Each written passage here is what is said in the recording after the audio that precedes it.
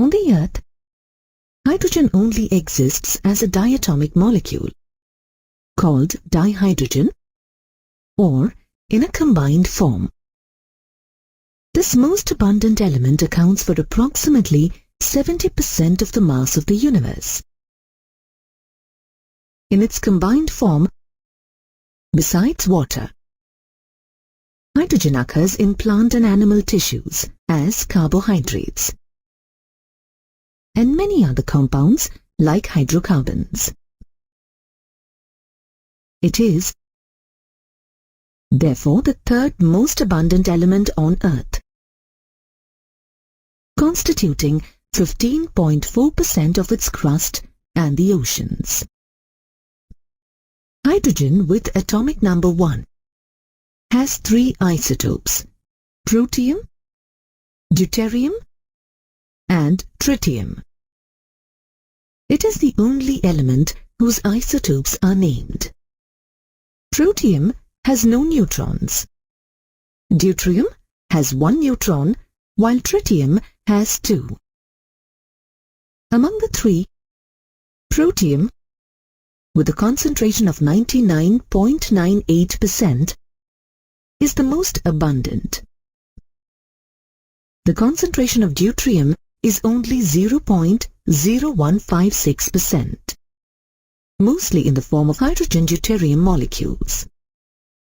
The concentration of tritium is about 1 atom per 10 raised to the power 18 atoms of protium.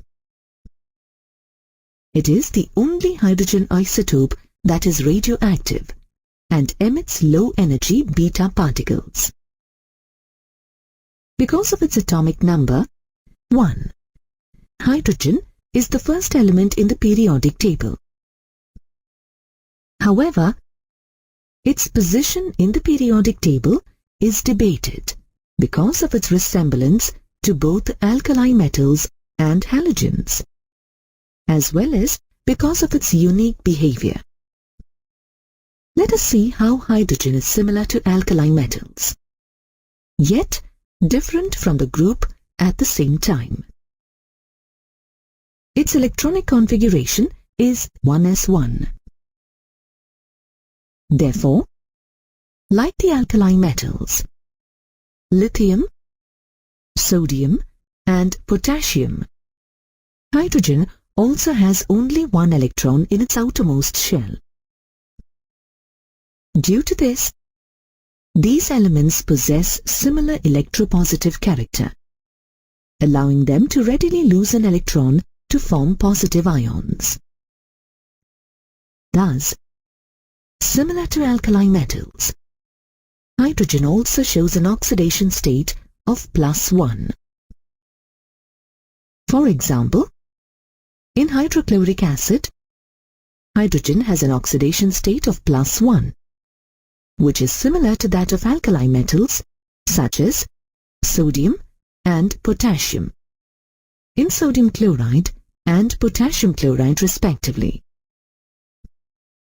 Like alkali metals, hydrogen acts as a strong reducing agent. For example, it reduces iron 3 oxide to iron, which is similar to the behavior of the alkali metal potassium in its reaction with boron oxide, wherein it reduces boron oxide to boron. Though hydrogen is similar to alkali metals in several aspects, it also exhibits certain properties that are different from alkali metals. For example, the ionization energy of hydrogen is very high as compared to alkali metals. It shows non-metallic behavior, unlike alkali metals. It exists as a diatomic molecule in the form of a gas, whereas alkali metals are solid and exist as monoatomic molecules. Hydrogen mostly forms covalent bonds, whereas alkali metals form ionic bonds. For example, HCl is covalent, whereas NaCl is ionic.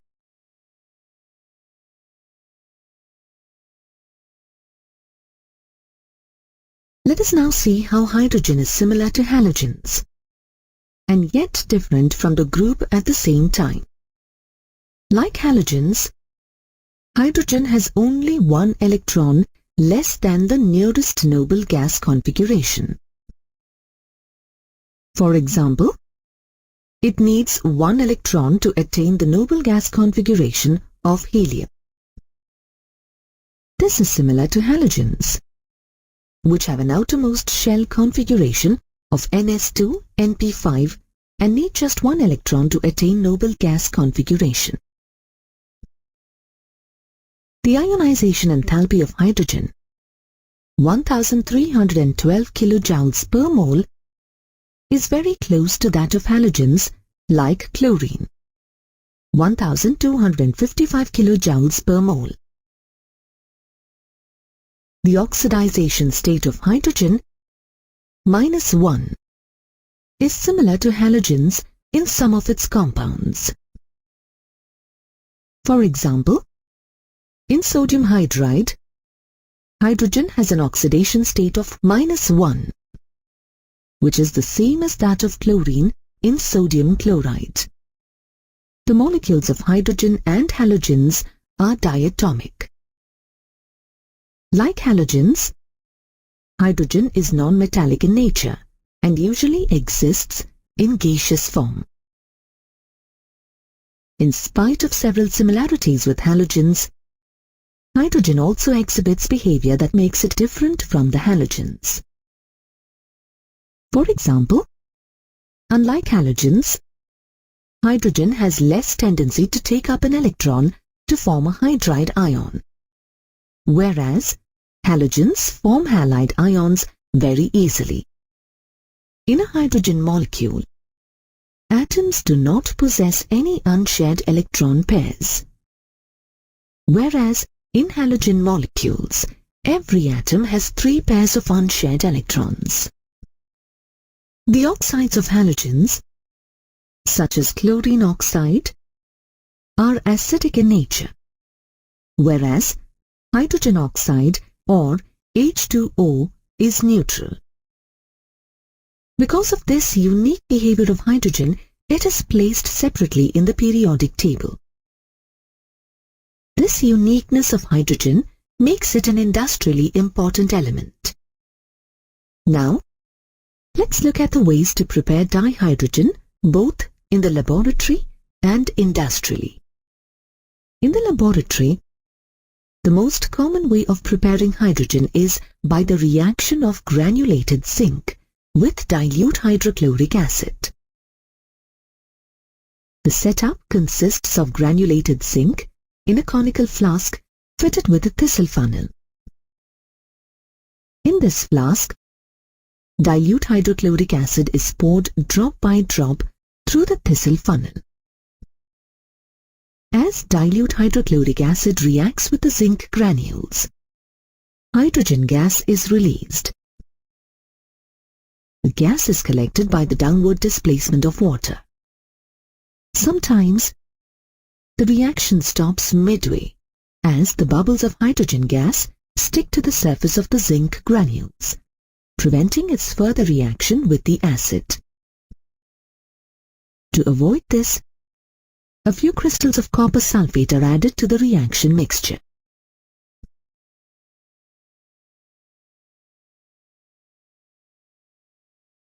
Another common method of preparing hydrogen in the laboratory is by the action of metals like zinc and aluminium on strong alkalis like sodium hydroxide and potassium hydroxide. For example, zinc reacts with sodium hydroxide to give sodium zincate and hydrogen. Commercially, hydrogen is prepared by the electrolysis of water using platinum electrodes. Sulfuric acid is used to acidify water, making it a better conductor of electricity. When an electric current is passed through the water, it decomposes into hydrogen and oxygen.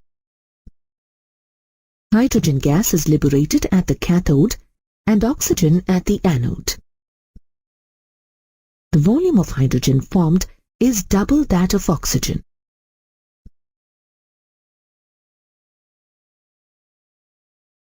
Another industrial method of dihydrogen preparation is by passing steam over hydrocarbons or red-hot coke at high temperature in the presence of a catalyst, like nickel.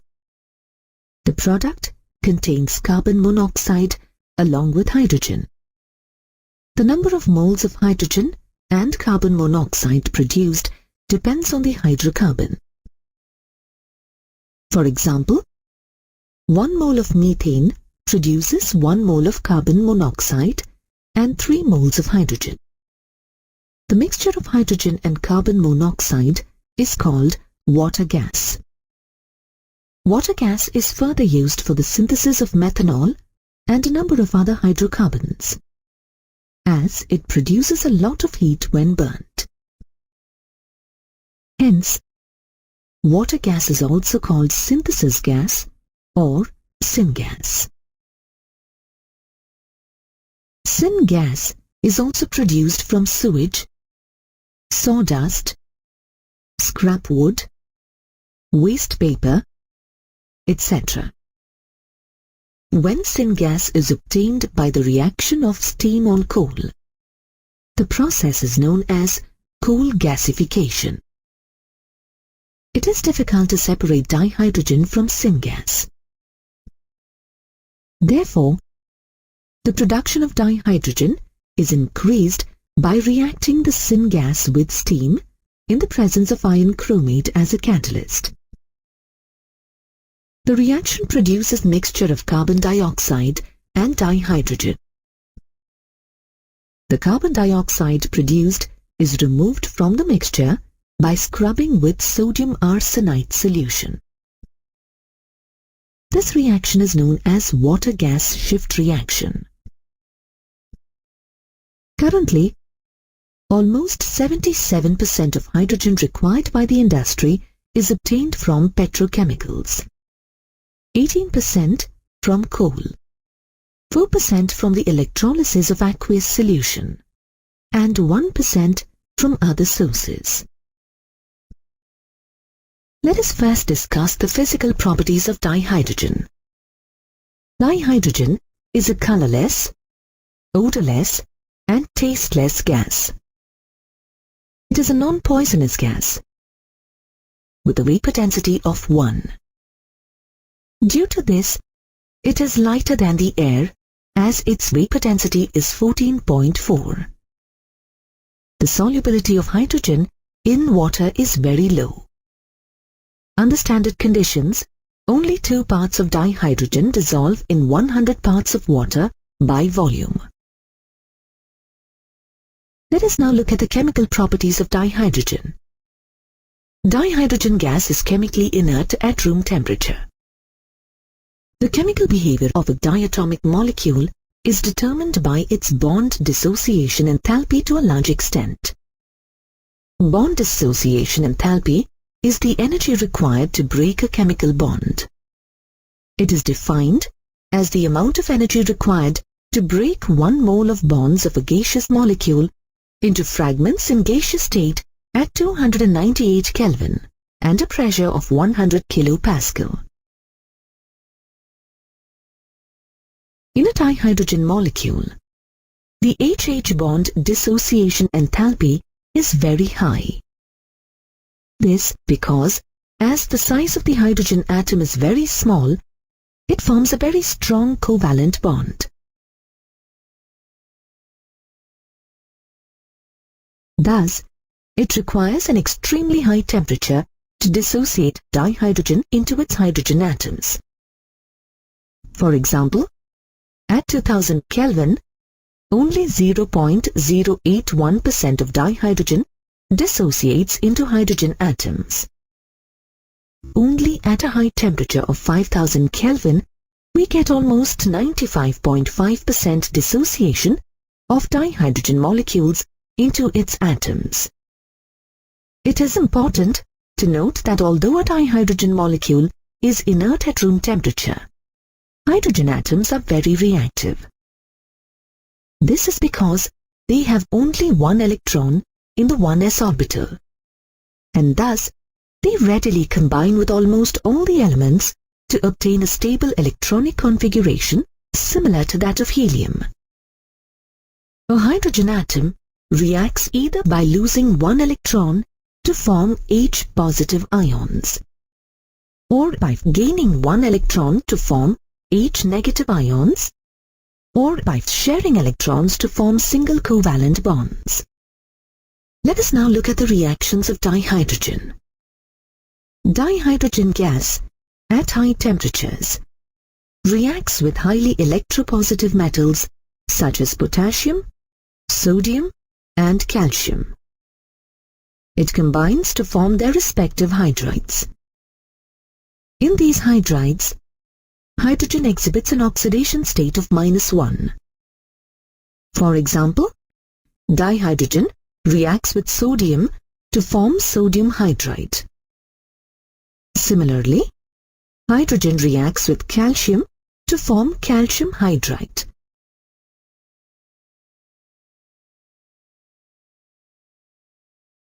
Dihydrogen burns an oxygen at high temperature in the presence of platinum as a catalyst, forming water and releasing lots of energy. Dihydrogen combines with halogens to form hydrogen halides. For example, it combines with chlorine in the presence of sunlight to form hydrogen chloride. When hydrogen is passed through boiling sulfur, it produces hydrogen sulfide. Dihydrogen reacts with nitrogen at 673 Kelvin and 200 atmospheric pressure in the presence of iron as a catalyst to form ammonia. Dihydrogen reduces metallic oxides of metals that are less reactive, such as copper oxide, lead oxide, and iron 3 oxide, into their respective metals. How does the reaction take place? The metal oxides are strongly heated in a combustion tube. When hydrogen is passed through the tube, the metallic oxides get reduced into their respective metals.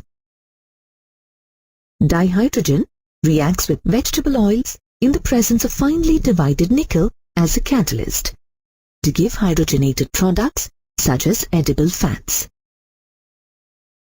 Because of its unique properties, like forming non-polluting products and burning in air, dihydrogen gas has many commercial uses.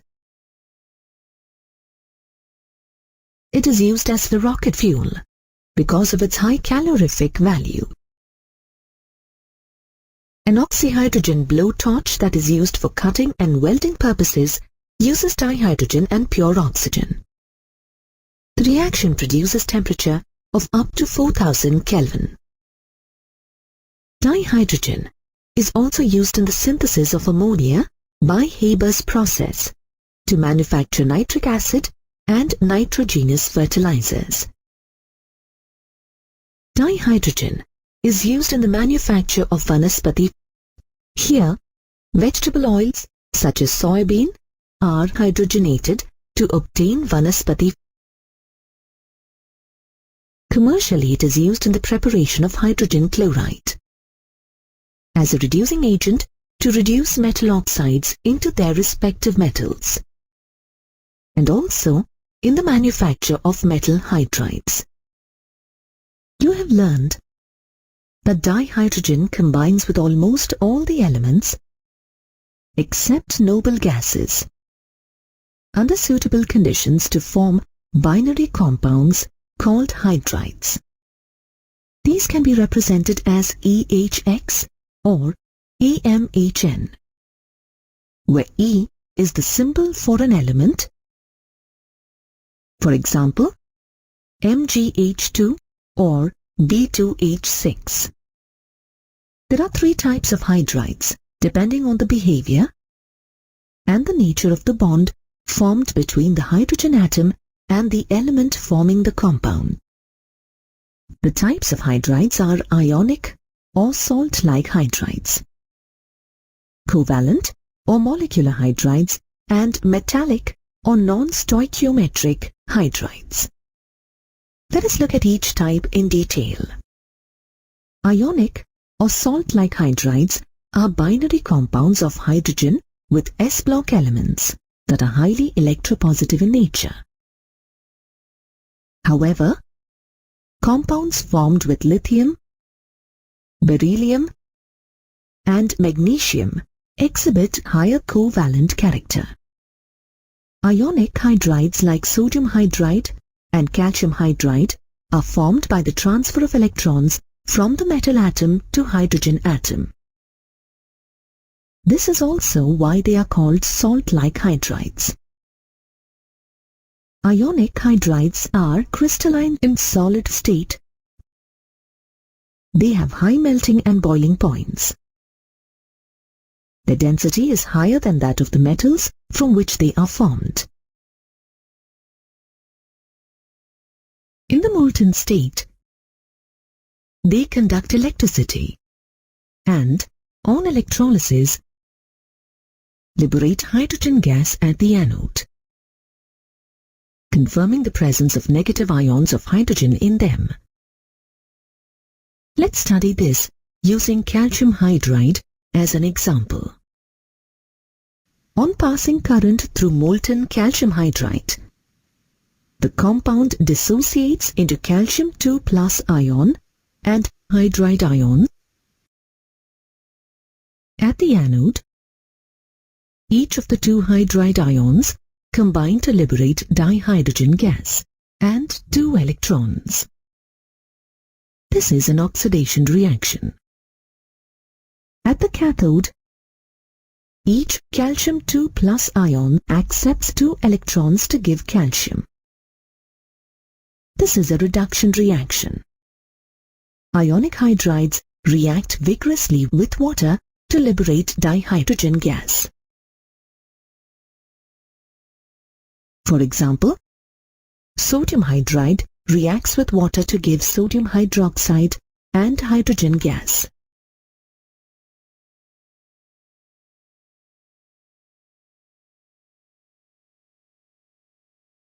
Ionic hydrides decompose into highly inflammable dihydrogen and undergo combustion when strongly heated in air.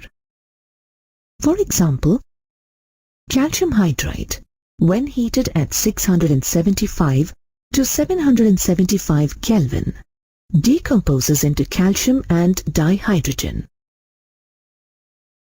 Unlike other ionic hydrides, lithium hydride is unreactive at moderate temperature with oxygen and chlorine gas, and is used in the synthesis of other useful hydrides such as lithium aluminium hydride and lithium boron hydride. The reaction that takes place is lithium hydride reacts with aluminium chloride to give lithium aluminium hydride and lithium chloride.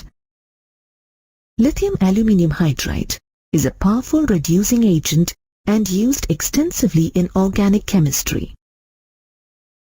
Lithium hydride also reacts with boron hydride to give lithium boron hydride.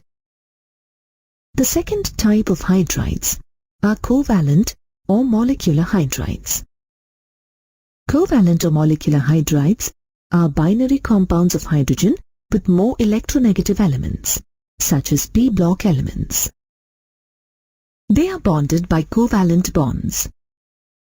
For example, CH4, NH3, H2O, and HF. Covalent hydrides are further classified into 3 types, depending on the number of electrons and bonds present in their Lewis structures. The 3 different types are electron-deficient hydrides, electron-precise hydrides, and electron-rich hydrides. As the name suggests, electron-deficient hydrides do not have the required number of electrons to write their conventional Lewis structure. In other words, they do not have complete octets. The hydrides of group 13 form electron-deficient compounds. For example, in borane BH3, boron has 3 electrons in its outermost shell and forms 3 covalent bonds with 3 hydrogen atoms, resulting in an incomplete octet with only 6 electrons. Another example is aluminium hydride or alane, AlH3. Due to their incomplete octets, these hydrides generally exist in polymeric form. For example, BH3 exists as diborane B2H6. They act as Lewis acids, that is, electron acceptors, as they are electron deficient.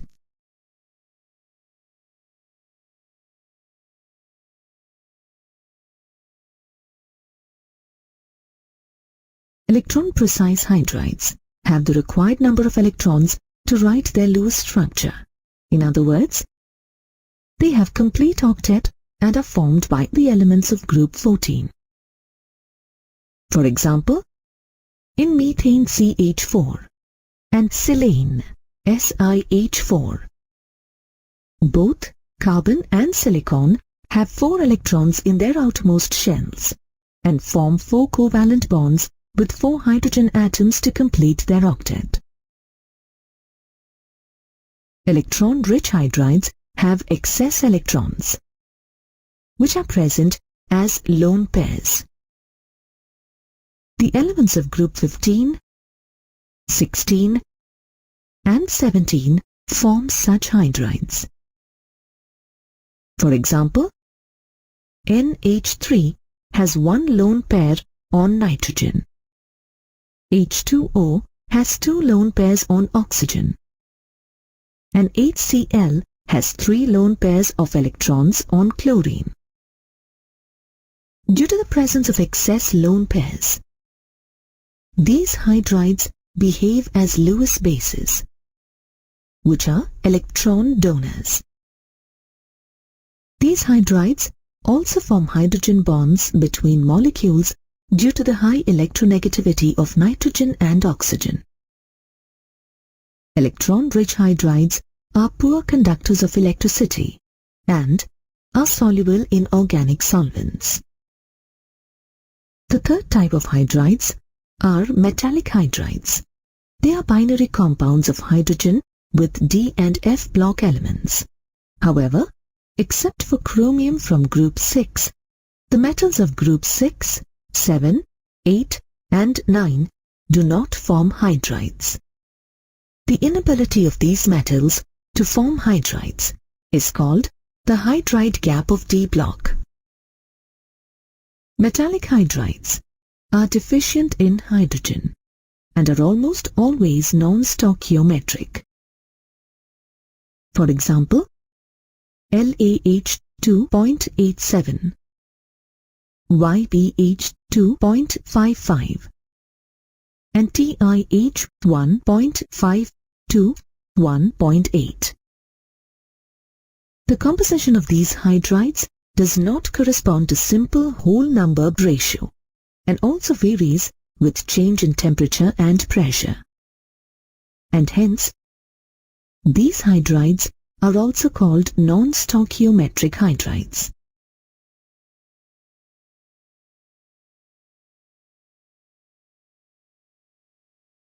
Earlier, it was thought that hydrogen, being very small in size, occupied interstices in the metal lattice in these hydrides, and hence they were named interstitial hydrides. However, recent studies have shown that except for the hydrides of nickel, palladium, cerium, and actinium, the other hydrides of this type have lattices different from the parent metal.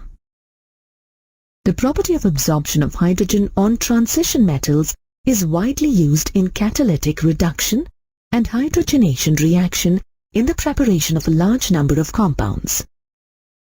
Metals like palladium and platinum can accommodate a very large volume of hydrogen and can be used as media for its storage. Metallic hydrides are good conductors of heat and electricity and are harder than the parent metal. We all know that water is essential for the survival of all forms of life. It forms a major part of all living organisms. 60% of the human body is made up of water. And in some plants, this quantum goes up to 90%. Water covers 71% of the Earth's surface. However, the distribution of water over the Earth's surface is not uniform. Oceans contain 97.33% of water on the Earth's surface. Only 2% of water on the Earth's surface is in the form of polar ice and glaciers.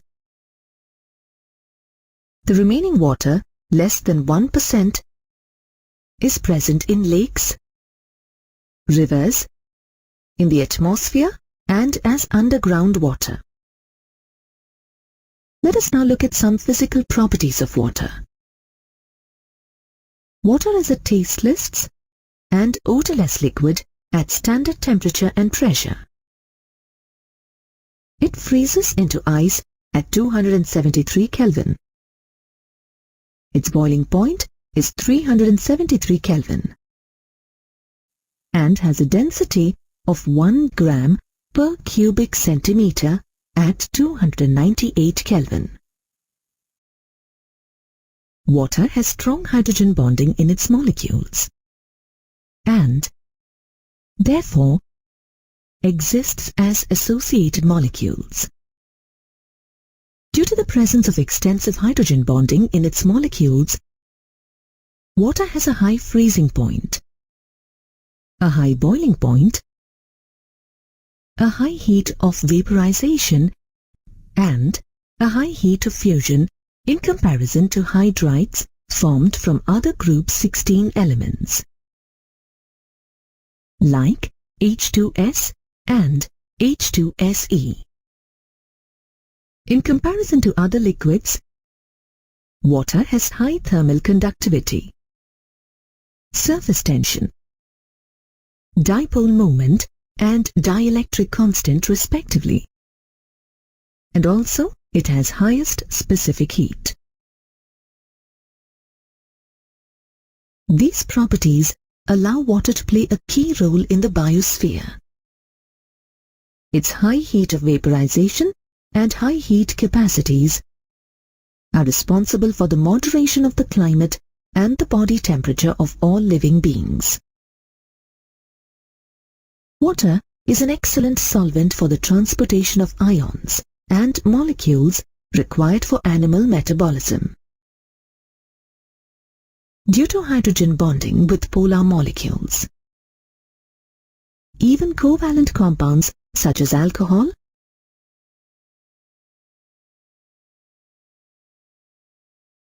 and carbohydrates dissolve in water. The shape of water molecule is bent or V-shape with a bond angle of 104.5 degrees and OH bond length of 95.7 picometers. In water molecule, as the oxygen atom has a higher electronegativity than hydrogen atom, it carries a partial negative charge, whereas the hydrogen atom carries slightly positive charge. As a result, water is a polar covalent molecule. In the liquid phase, water molecules are associated by hydrogen bonds. The crystalline form of water is ice. At normal atmospheric pressure, ice crystallizes in hexagonal form. The density of ice is 0.9167 gram per centimeter cube at 273 Kelvin, whereas water has a density of 0.9998 gram per centimeter cube at the same temperature.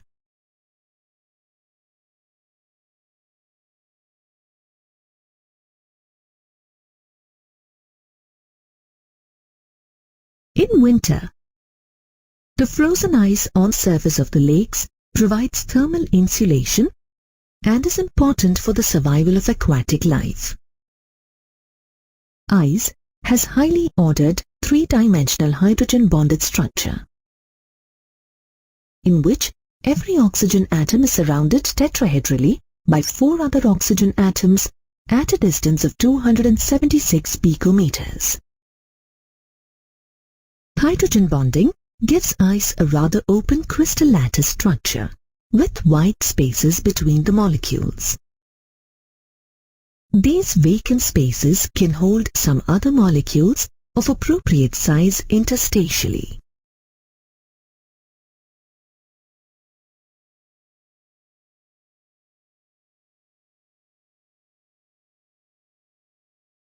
Chemically, water reacts with large number of substances. Let us look at some of these reactions. Amphoteric nature. Water is amphoteric in nature, which means that it can act as an acid as well as a base. According to the Lowry-Bronsted concept, water can act as an acid by losing a proton and as a base by accepting a proton. For example, in the reaction with ammonia, water acts as an acid by giving H+ ion and forming NH4+ ion. In the reactions with hydrogen chloride and hydrogen sulfide, water behaves as a base by accepting H+ ions and forming H3O+ ions. Water also undergoes autoprotolysis or self-ionization, in which one molecule of water acts as acid 1 and another molecule as base 2 to give a molecule of acid 2 and base 1. These are also known as conjugate acid and conjugate base. Redox reactions involving water. Water can easily be reduced into hydrogen by highly electropositive metals. For example, sodium metal reacts with water to give sodium hydroxide and hydrogen. Therefore, it is a great source of hydrogen. Water is oxidized to oxygen during photosynthesis. The reaction that takes place is 6 molecules of carbon dioxide react with 12 molecules of water to give 1 molecule of glucose, 6 molecules of water and 6 molecules of oxygen. It also reacts with fluorine gas to give oxygen and ozone. Hydrolysis reactions. Water is a strong solvent and dissolves many ionic compounds. However, due to its high dielectric constant, it has very strong hydrating tendency and can easily hydrolyze many ionic and covalent compounds. Water hydrolyzes the oxides and halides of nonmetals to their respective acids. For example, it hydrolyzes phosphorus pentoxide to give orthophosphoric acid. It also hydrolyzes silicon tetrachloride to hydrochloric acid and silicon dioxide. Water also hydrolyzes the carbides, hydrides and nitrides of some metals. For example, it hydrolyzes both calcium carbide and aluminium nitride to give ethine and ammonia respectively. The reactions that takes place are: calcium carbide reacts with water to give calcium hydroxide and ethine. Water reacts with aluminium nitride to give aluminium hydroxide and ammonia. Hydrate formation. Many salts can be crystallized as hydrated salts from their aqueous solutions.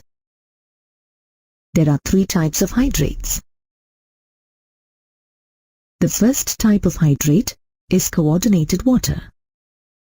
For example, in CrH2O6 3 plus 3Cl-, water molecules are coordinated to metal ions in a complex.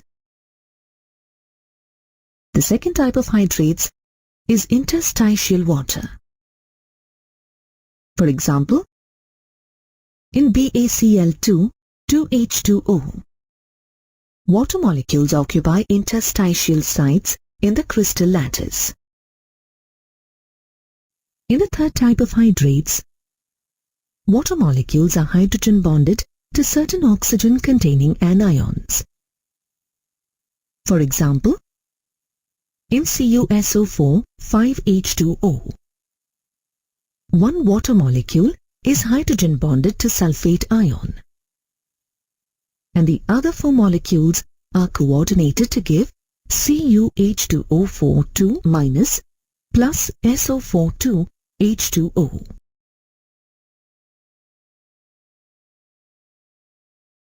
Water is classified as soft and hard depending on the type of dissolved salts and behavior with soap. Soft water produces lather easily with soap and contains no calcium or magnesium ions. A good example of soft water is rainwater. Hard water, on the other hand, does not produce lather with soap easily and cannot be used for laundry. For example, river, sea, and sometimes even well water. The hardness of water is due to the dissolved salts, like bicarbonates, chlorides and sulfates of calcium and magnesium ions.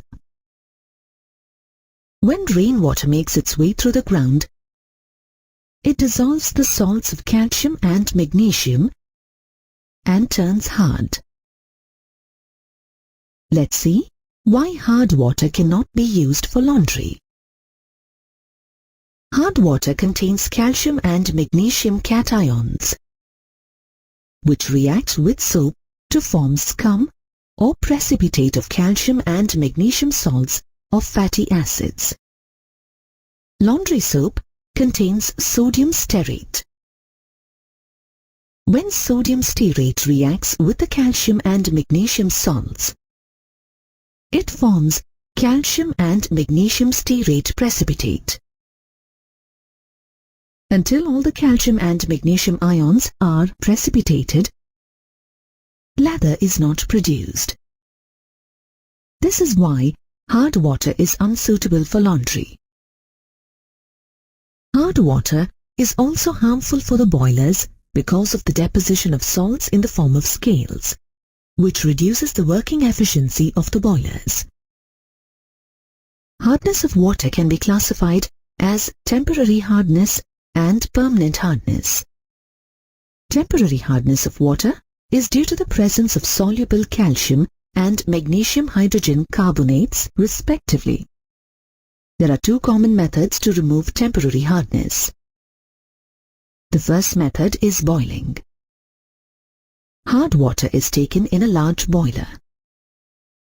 During boiling, the soluble magnesium hydrogen carbonate is converted into insoluble magnesium carbonate, while calcium hydrogen carbonate changes to insoluble calcium carbonate. The precipitates of magnesium carbonate and calcium carbonate are removed by filtration, leaving soft water as the filtrate. The second method to remove temporary hardness is known as Clark's method. In this method, a calculated amount of lime is added to hard water.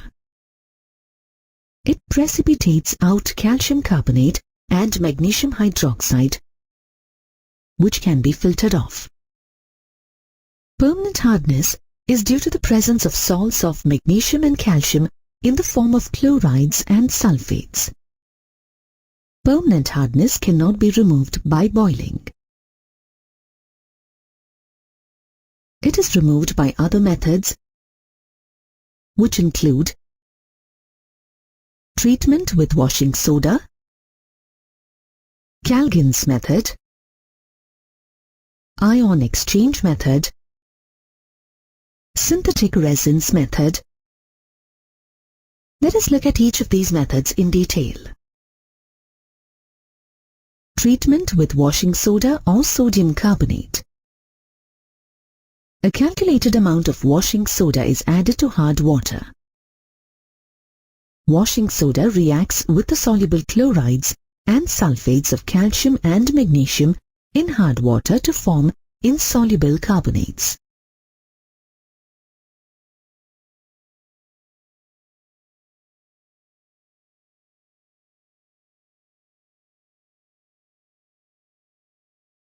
The second method of removing permanent hardness is Calgin's method.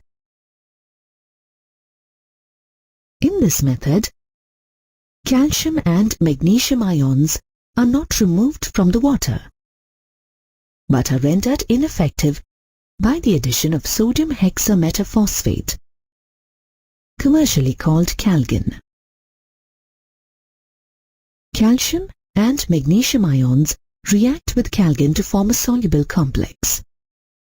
The complex anion keeps the magnesium and calcium ions in solution, not allowing them to react with soap.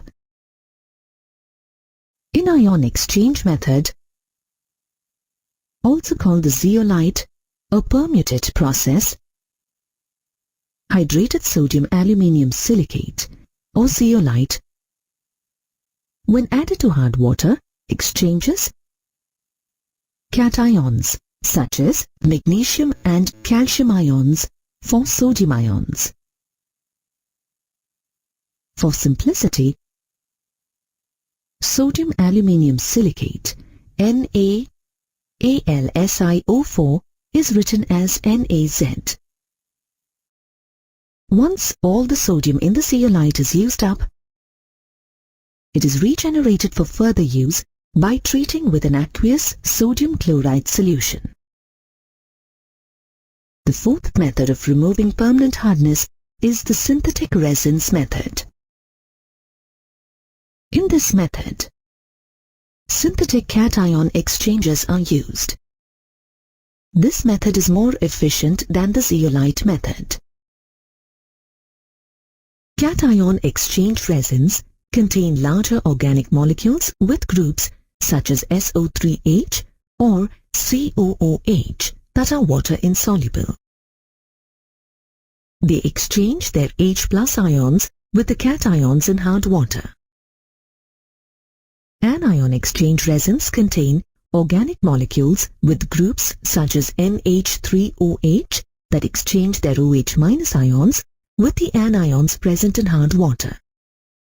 Pure demineralized or deionized water, free from all soluble mineral salts, is obtained by passing hard water successively through a cation exchange in the H+ form and an anion exchange resin in the OH- form. In the cation exchange process, the H+ ions in RCOO-H+ are exchanged with sodium, calcium and magnesium ions present in the hard water. The reaction that takes place is RCOOH in solid state plus M2+ in aqueous solution gives MrCOO taken twice plus 2H plus ions in aqueous solution, where M plus 2 is a calcium or magnesium cation.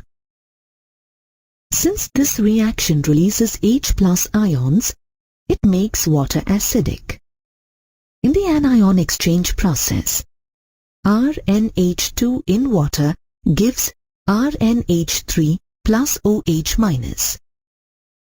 The OH minus ion in RnH3 plus OH minus gets exchanged with chloride, bicarbonate and sulfate anions present in the water. The reaction that takes place in RnH3 plus OH minus reacts with X minus to give RnH3 plus X minus and OH minus ions, if X is chloride ion. The released OH minus ions neutralize H plus ions. Once the cation and anion exchange resin beds are exhausted, they are regenerated by treatment with dilute acid and alkali solutions respectively. Hydrogen peroxide is a very pale blue liquid and appears colorless in a dilute solution. It is naturally produced in organisms as a byproduct of oxygen metabolism. It is a strong oxidizing agent. In fact, it is such a highly reactive oxygen species that all living aerobes form peroxide enzymes to decompose the hydrogen peroxide formed within the body into water and oxygen harmlessly and catalytically. Structurally, the hydrogen peroxide molecule is non-planar. It has an open book structure. The presence of lone pairs of electrons on the oxygen atoms and the hydrogen bonding gives the molecule a different structure in gaseous and solid phases. In gaseous state, hydrogen peroxide has a dihedral angle of 111.5 degrees, whereas in solid state, at a temperature of 110 Kelvin, it has a dihedral angle of 90.2 degrees. This affects its physical properties. It has a melting point of 272.4 Kelvin, a boiling point of 432 Kelvin, a vapor pressure of 1.9 millimeters Hg, a solid density of 1.64 gram per cubic centimeter, and a liquid density of 1.44 gram per cubic centimeter. Its viscosity is slightly higher than water at 1.25 centipoise. Its dielectric constant at 298 Kelvin is 70.7 coulomb square per Newton meter square. And electrical conductivity is 5.1 into 10 raised to minus 8 ohm per centimeter. Chemically, it acts as an oxidizing as well as a reducing agent in both acidic and basic media. So, let's now look at the reactions that take place in acidic media. In an acidic medium, as an oxidizing agent, hydrogen peroxide reacts with ferrous ions to form ferric ions. As a reducing agent, it reacts with sodium hypochlorite and yields water, sodium chloride, salt, and oxygen. This reaction is also used in laboratories to prepare oxygen. Now, let's look at the reactions that take place in basic media. Here, as an oxidizing agent, hydrogen peroxide reacts with ferrous ions to form ferric ions. As a reducing agent, It reacts with iodine to form iodide ions along with water and oxygen. For example, if potassium hydroxide is taken as the base, then potassium iodide salt is formed. On exposure to light, hydrogen peroxide undergoes slow decomposition to form water and oxygen. Metals and traces of alkaline compounds hasten this reaction. And this is why hydrogen peroxide is always stored in plastic bottles and kept in the dark. In recent years, the demand for hydrogen peroxide has increased as it has found widespread use in pollution control treatment of domestic and commercial effluents.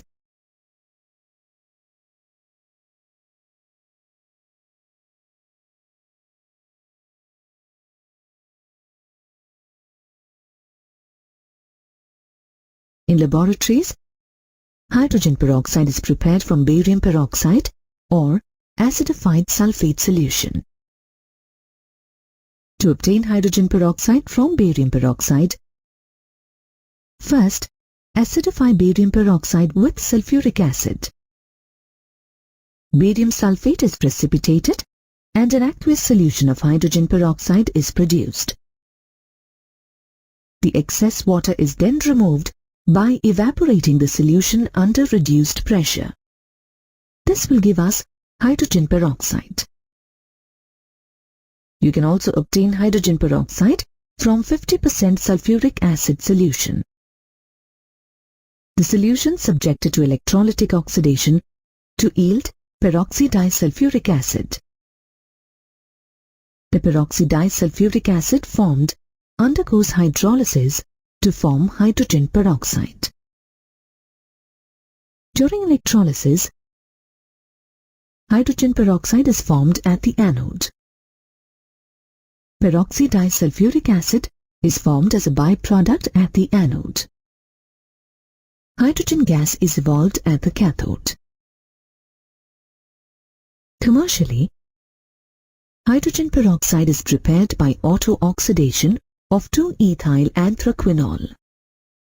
First, air is passed through 2-ethyl anthraquinol to yield 2-ethyl anthraquinone and hydrogen peroxide. The product, 2-ethyl anthraquinone, is then reduced. For this, hydrogen under a pressure of 1 to 3 atmospheres at 4 degrees centigrade is passed over 2-ethyl anthraquinone. This gives back 2-ethyl anthraquinol, the reactant. This reaction gives a dilute solution of hydrogen peroxide. It is then extracted with water and the solution of the required concentration is prepared. It is customary to indicate the strength of hydrogen peroxide solution in terms of the volume of oxygen at NTP that 1 volume of hydrogen peroxide gives on heating. When the grade of H2O2 in volumes is given, its percentage strength can be calculated. We come across many uses of hydrogen peroxide every day.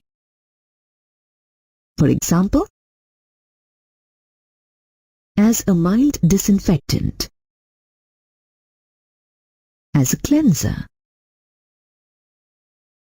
as a bleaching agent in the textile, paper pulp, leather, oils and fats industries,